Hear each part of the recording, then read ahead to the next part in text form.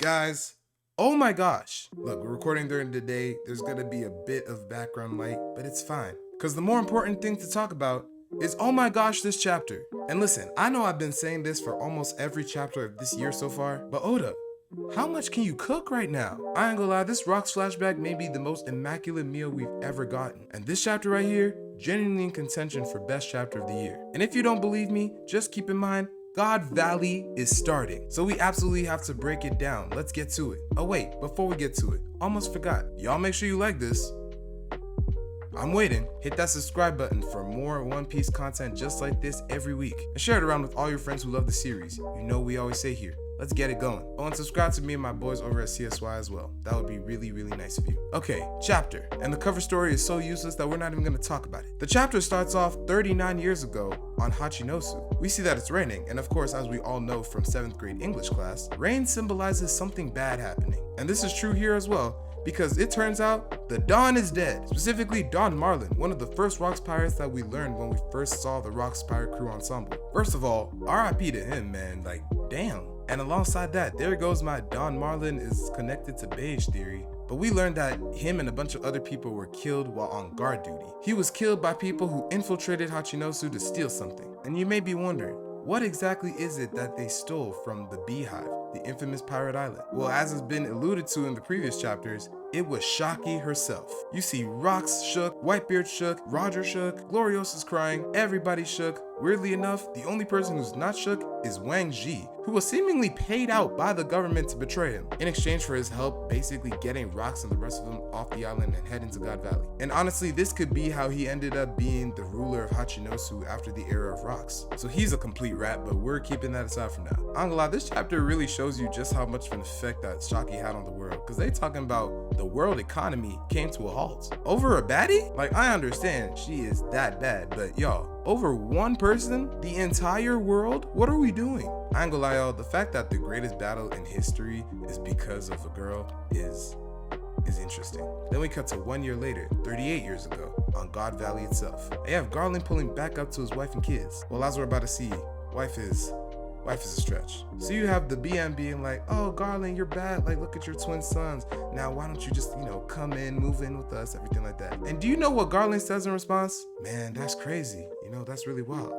If there was ever even the slightest chance of me taking you in, we obviously would not live in this dump. We'd have to go to Mary Joa. This island is not about to exist in the next hour or so. But putting that aside, you think I'm taking you? I already got a bride off of Timu. The BM is confused, like, bride off of Timu? Hold up, these are your children. And that's the last that we hear from her, because Garling stabs her through the body. I ain't gonna lie, what is wrong with this guy? Ain't no way he spun back to the crib to pick up his sons and then saw his baby mama and was like, nah, not you, and then popped her. He may be your typical Chicago man. And I don't mean to attack anybody who's from Chicago, but I have a lot of friends from Chicago, and this just sounds like a very Chicago story. So from now on, his name is Garling from the Shy. I don't care. After that, Garling just calls to a bunch of ships on the coast and is like, yo, everybody, march in. You see a bunch of Marines flooding in, starting to oppress the people. And then you have just one Marine being like, wait, this is wrong. What did they do to us? And his commander is like, yo, listen,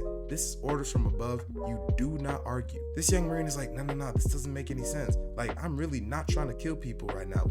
This isn't just. This isn't right. And that's when it's revealed that this young Marine was none other than young Monkey D. Dragon. And what's even crazier is, he's staring west. So you can just know that this is a different dragon. He didn't start his looking east and saying witty one-liners gimmick.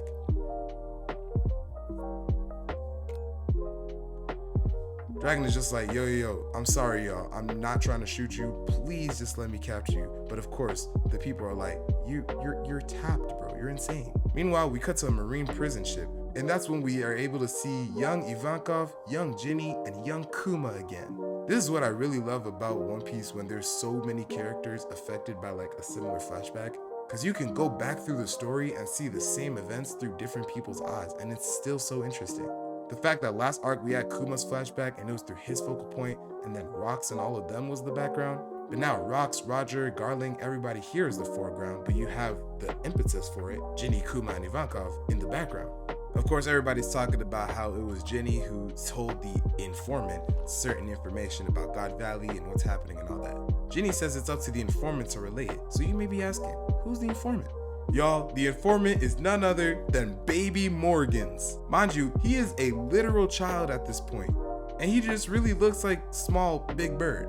And as we see right now, the World Economic Journal, it seems like it's almost like a startup because they're saying that this is just some small local paper run by a child. Hence why the government's wondering, how is this kid getting this info? But even as a kid, Morgans is still grimy. He's like, oh, government agents. Well, I know you got wind of that transmission, so let's just skip all the prattle and head to the part where you pay me to not say nothing.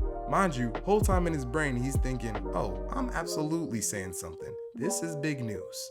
I love the past. Can I just say that? And then can you even just look at the seagulls who are with him? Why are they looking like that? This seagull right here is 100% from the streets. Well, essentially, Morgans relays the info to the world that Shaki is captured and being held on God Valley, which mobilizes literally everyone to converge at that point. We see Stussy, we see Gloriosa, we see Captain John, Gansui, everybody's ready to go. Except for one person. Again, Wang Ji. Wang Ji's just like, I don't know, guys. This info seems kind of fishy to me. And of course he would want to say that because it's gonna mess up his opportunity to, take over. I ain't gonna lie, Wang Ji is what it means to be a pirate though, so gotta respect it. Meanwhile, you got Big Mom talking to Kaido and was like, oh, Kaido, you wanted a fruit power, right? We could probably find some there. But as Kaido's getting all excited, in her mind, Big Mom is just thinking, oh yeah, screw Kaido. This is gonna be good for my kids. And I'm not gonna lie, Big Mom's setting people up for success. Can we just say that this backstory is doing wonders for Big Mom's character? Is that crazy to say? I mean, she's literally setting her family up for success. So I want to see dubs in the comments for Big Mom. Take both the M's, flip them upside down. That's big wow. All right, I need to stop. So you got Rocks being like, if you're not trying to pull up, stay your ass on the island.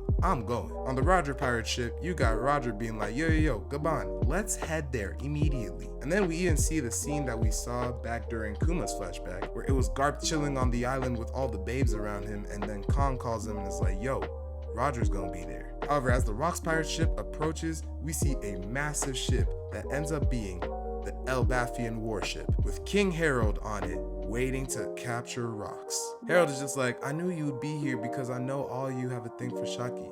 You're so predictable. But then you just have Rocks standing there with Big Mom, Kaido, and Whitebeard behind him like, yo, listen, I don't know why you still playing government lapdog, but I'll fight you if I need be. But then he's like, but first, why don't we just have a talk, just the two of us? Peak diplomacy from him. Everybody's wondering what they're talking about, but you just have the two of them drinking sake together. And that's when Rocks reveals maybe the biggest reveal of this year, even surpassing the mural. Rocks says, I have a hidden name, Davy D. Zebek. The government has been trying to erase my name for years, probably because I'm descended from Davy D. Jones, the legendary pirate. Oh my god. Mind you, remember when he pulled up to Emu himself and was like, I'm a Davy Jonesian pirate, and nobody knew what that meant? Back in that chapter of you, I didn't even mention it because I was like, I don't know what to make of this. I do now. What if we just found out the real name of Joy Boy? Like, imagine Joy Boy is his epithet, the way that Straw Hat is Luffy's epithet, but his real name is Davy D. Jones? Then Rocks continues, I don't know if this is a good or bad thing, but 2 years ago, I had a kid, but I wanted to keep my wife and kids safe, so I sent him off to my hometown. But here's the sad thing, God Valley is my hometown. And you just have Rocks talking about this destiny, I keep trying to escape this life, man, but they keep pulling me back in, like they asking for problems, they begging it. And Harold, I can't do this alone. Please, fight with me. Harold just closes his eyes and I'm like, nah, I'm sorry, gang. I'm going to have to end you right now. And then the next thing we see is that there's a huge explosion on the giant ship. And of course, the Rocks pirates just keep on heading to God Valley. And then the last scene of the chapter, we see Shaki with her hands tied behind her back, captured. All of these ugly ass celestial dragons just eyeing her and being like, I want her to be my property. But you have one of them being like, Summers, you better win her for the Shepherd family. And indeed, we see Saint Shepherd Summers there. He's just like, why are you being stupid? I'm gonna make her mine. And of course this makes sense because when Scopper sliced off Summer's hands on Elbath, he was like, you again? I haven't seen you in a long time. So this just confirms he was indeed on God Valley. You got Garling just being like, why are you dreaming, Summer? She's gonna be my wife. And then you have two members of the Manmayer family. The person with the huge overgrown hat that we've been known, and Gunko's there. Important that Gunko's there as part of the Manmayer family because in the last SBS, Oda cleared up that she was indeed brought into it. And then in the last scene of the chapter, you have Dragon barging into a house, seeing if people are okay. And you just have a woman being like, my kids, please save them. and we see a baby Teach being told by his mom, come here, it's gonna all be okay. So wait, y'all. Dragon saved Teach? That is crazy to think about. Everybody keeps saying Dragon doesn't do nothing, but if Dragon wasn't there, Blackbeard wouldn't be here. Honestly, I actually don't know if that's a good or bad thing. But okay, I may have to subside my hate for Dragon just a bit. Actually, no the hell I don't. Way back during my Dragon hate video, I told Oda that he has about until chapter 1130 or 1140 to make me care about Dragon, or else I'm writing him off completely. This is chapter 1159, and in the last panel of the chapter, we just have the announcer saying, as much as there's so many crazy things on this island that we found, the craziest of all has to be hidden members of the Davy clan. Implying, of course, that they're about to hunt them. End of the chapter, no break next week, and y'all, this is a 9 out of 10 chapter. The only reason it's not a 10 out of 10 chapter is because my mind didn't literally explode with hype. I'm really dabbling between 9 and 10, so y'all gotta tell me what you rated. But nah, this is crazy. We have Garling from the Shy. This is diabolical work. And they really just all treating Shaki like she's property and she's just there. I wonder who captured her, cause am I tripping or is Shaki not strong? Should Shaki have been able to fight off all of these people? Should Rocks have killed Wang Ji because it was so very obviously him? And what do we think about Garling being from the cold streets of Chicago? Let me know all that and more in the comments below. That is the end of the review, y'all. But before we go, like it, subscribe, and share it around with all your friends who love the series, or anime and manga in general, honestly. Remember, trying to build a community, but I need your help to do it. That's gonna be all from me. I'll catch you on the next one. And always remember, one piece, one life. Now if you'll excuse me, I have to go play volleyball.